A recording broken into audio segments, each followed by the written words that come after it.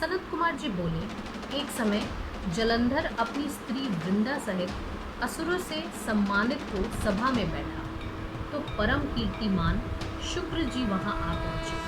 तब असुरों सहित सागर पुत्र ने उठकर बड़े आदर से उन्हें प्रणाम किया और तेजस्वी भार्गव ने उन सबको आशीर्वाद दिया। फिर सागर पुत्र ने नम्रता से यह प्रश्न किया, हे गुरुजी, राहु का सिर किसने काटा, यह आप हमें बतलाइए। इस पर शुक्राचार्य जी ने देवताओं और असुरों द्वारा समुद्र मंथन की संक्षेप में कथा कहकर यह बतलाया कि जब समुद्र से अमृत निकला तो उसे देव रूप से राहु पीने चला। इस पर इंद्र के पक्षपाती भगवान विष्णु ने ही राहु का सिर काट दिया। यह सुनते ही जलंधर के नेत्र लाल हो गए।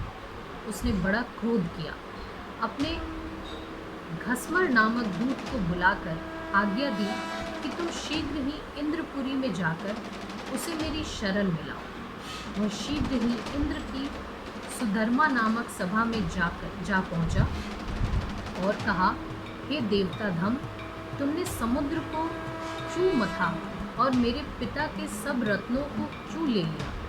यदि तू अपना भला चाहे तो उन सब रत्नों सहित देवताओं के साथ मेरी शरण आ, अन्यथा हे सुराधम, तेरे लिए यह बड़ा भय होगा और मैं सत्य कहता हूँ कि तेरा राज्य विध्वंस हो जाएगा। इस पर इंद्र बहुत विस्मित हुआ और कहने लगा, पहले मेरे भय से सागर ने सब पर्वतों को अपनी कुक्षी में स्थान दिया और उसने मेरे शत्रु दैत्यों की रक्षा की। इसी कारण से मैंने उसके सब रत्न हरण किए हैं। मेरा द्रोही सुखी नहीं रह सकता। इसी प्रकार सागर के पहले पुत्र शंखासुर ने भी मेरी शत्रुता की थी, जिस पापी को मेरे छोटे भाई हरि ने मार डाला। इस कारण हे दूत, तुम शीघ्र जाकर समुद्र मंथन का यह वृत्तांत उसे सुनाओ। इंद्र की ऐसी बात सुनकर वह दूत शीघ्र ही जलंधर के पास आया और सब बातें कह सुनाई। उसे सुनते ही वह दैत्य मारे क्रोध के अपने ओष्ठ फड़फड़ाने लगा और देवताओं को जीतने के लिए उसने उद्योग आरंभ किया। फिर तो सब दिशाओं और पाताल से करोड़ों करोड़ों दैत्य आने लगे। अमरावती छोड़ देवता उससे युद्ध करने चले। भयानक मार काट हुई। असुरों के गुरु आचार्य शुक्र अपनी मृत संजीवनी विद्या से और देवगुरु बृहस्पति द्रोणगिरी से औषधि लाकर जिलाते रहे। इस पर जलंधर ने अपने गुरु शुक्राचार्य से क्रुद्ध होकर कहा कि मेरे हाथ से मरे हुए देवता जी कैसे जाते हैं। इस पर शुक्र जी ने देवगुरु द्वारा द्रोणगिरी से औषधि लाकर देवताओं को जिलाने की बात कह दी। इस पर क्रुद्ध जलंधर शीघ्र ही द्रोण पर्वत के पास जा पहुंचा और द्रोण को उठा समुद्र में फेंक दिया। पश्चात वह सागर पुत्र युद्धांगन में आग बड़े वेग से देवताओं का संहार करने लगा। जब बृहस्पति जी औषधि लेने गए तो द्रोणाचल को उखड़ा हुआ शून्य पाया। वह भयभीत हो देवताओं के पास आए और कहा, युद्ध बंद कर दो, जलंधर को अब नहीं जीत सकोगे। यह सुन देवता व्याकुल हो इधर उधर भाग गए। सिंधुसुत निर्भय हो अमरावती में घुस गया।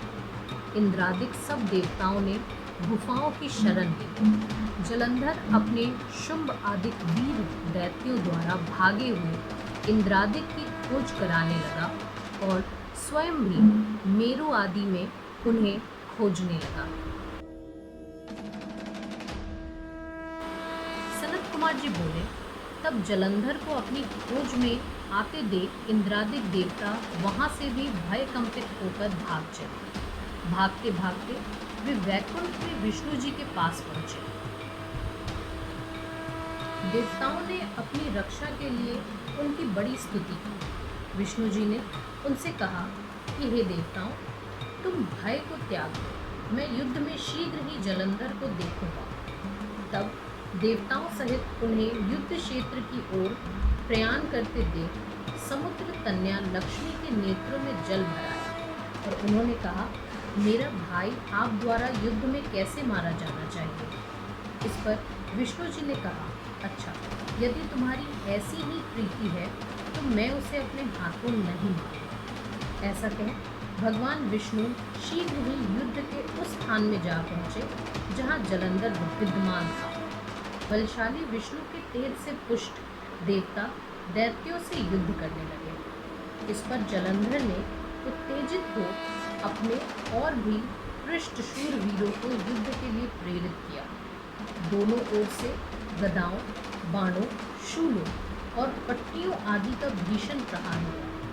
मुनियों और सिद्धों को भय देने वाले देवता और दानवों में अत्यंत दारुण संग्राम उपस्थित हो गया।